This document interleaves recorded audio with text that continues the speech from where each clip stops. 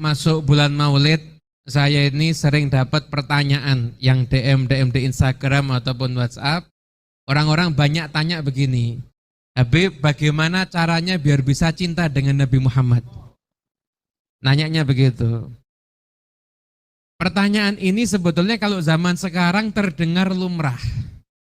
Tapi kalau di zaman terdahulu, pertanyaan seperti ini dianggap aneh. Kenapa? Kok bisa orang nggak cinta sama Nabi?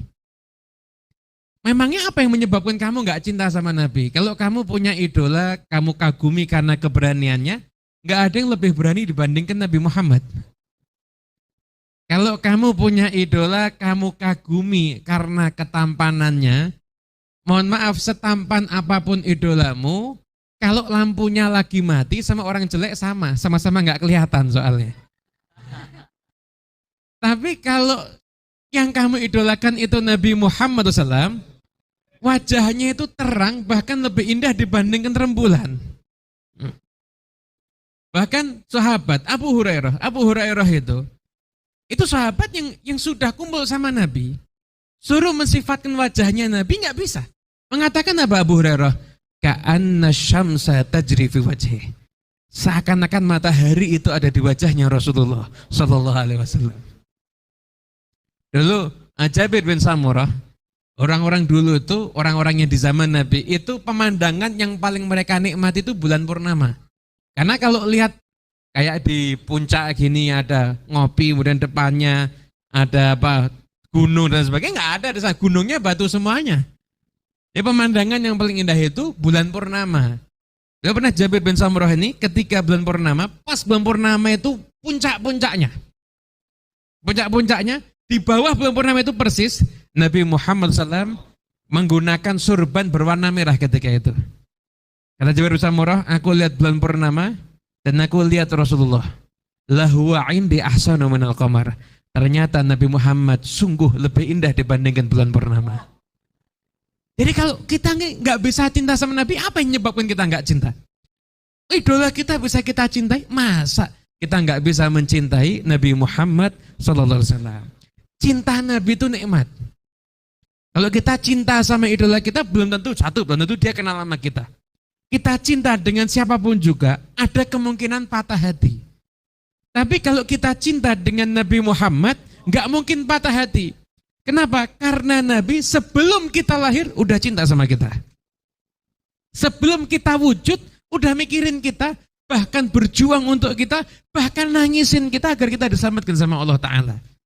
Jadi rugi kalau kita hidup di dunia sedangkan nggak pernah merasakan manisnya mencintai Nabi Muhammad Sallallahu Alaihi Wasallam. Kata Habib Ali tadi apa? Liyallahu min hubbin ta'assarah walillahi amri wal qadha'u. Ada rasa cinta dalam hati yang susah untuk diungkapkan. Ya Rabbi syarrifni min ru'yati sayyidi wa ajli sada qalbil kathiri sadahu. Maka beliau setelah mengungkapkan cintanya nih susah mau disifatkan, gimana mensifatkan cinta sama Nabi ini. Maka beliau berharap, ya Allah muliakan aku dengan aku bisa melihat tuanku, junjunganku Nabi besar Muhammad sallallahu alaihi wasallam. Dan bersihkan, kata beliau, bersihkan tawadhu'nya, bersihkan karat-karat yang ada di dalam hatiku. Ini pertanda untuk kita semua, kalau kita pengen bisa mimpi ketemu Nabi, latihan bersihkan hati, insya Allah nanti kita semuanya akan jadi orang yang insya Allah Allah izinkan berjumpa, bermimpi dengan Nabi Muhammad, dan dalam keadaan Nabi Muhammad ridho kepada kita semuanya insya Allah. Amin ya Rabbal Alamin. Hadirin yang dimuliakan Allah Ta'ala, alhamdulillah malam ini kita semua kumpul di sini. Kita tadi baca maulid dan kita mendoakan sesepuh kita, khususnya orang tua kita Habib Ali bin Muhammad bin Husain Al-Hamid. Saya juga menyampaikan pesan dari ayah kami Habib Husain bin Anis Al-Habsyi kepada santri-santri, kepada keluarganya Habib Ali dan santri-santrinya semuanya.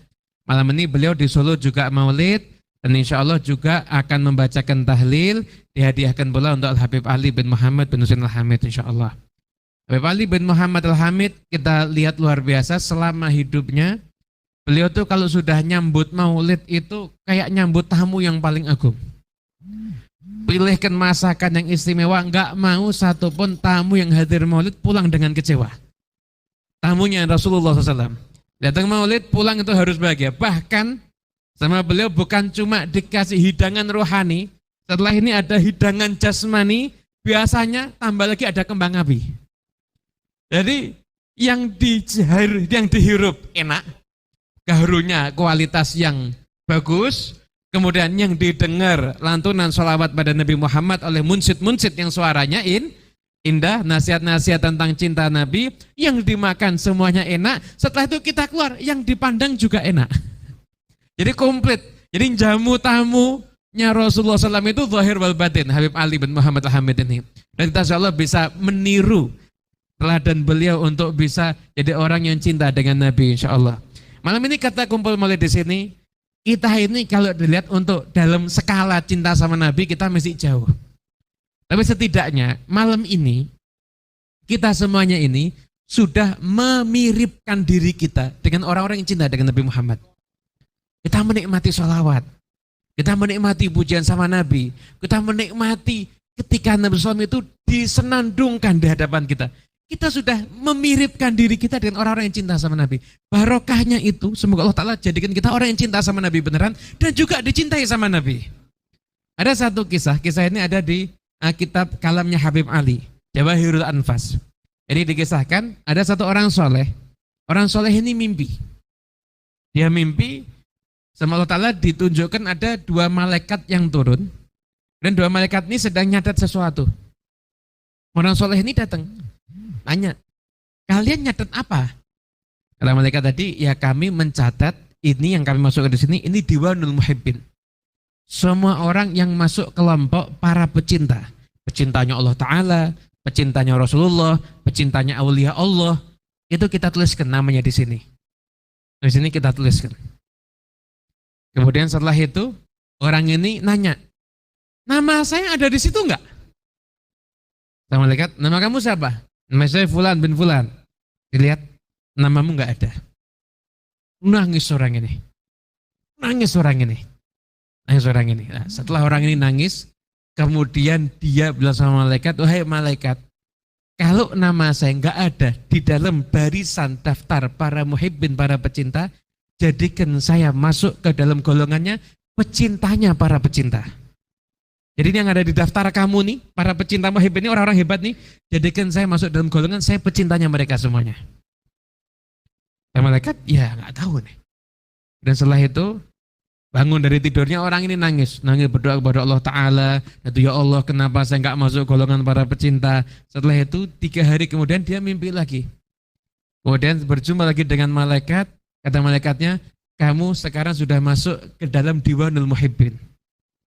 Loh kenapa? Karena kamu mengatakan kalau saya nggak bisa masuk daftarnya para pecinta, jadikan saya masuk ke daftarnya pecintanya para pecinta. Karena itu sama Allah Ta'ala kamu dimasukkan di dalam Diwanul Muhibbin. Nah kalau kita ini belum bisa jadi orang yang mencintai Nabi Muhammad, maka di tempat ini kita mencintai Nabi Muhammad dan mencintai semua orang yang mencintai Nabi Muhammad, memiripkan diri kita dengan para pecinta Nabi Muhammad. Semoga Allah Ta'ala jadikan hati kita, Allah izinkan bisa mencintai Nabi Muhammad, dan insya Allah kita semuanya dijadikan pula orang yang dicintai oleh junjungan kita Nabi besar Muhammad Sallallahu Alaihi Wasallam.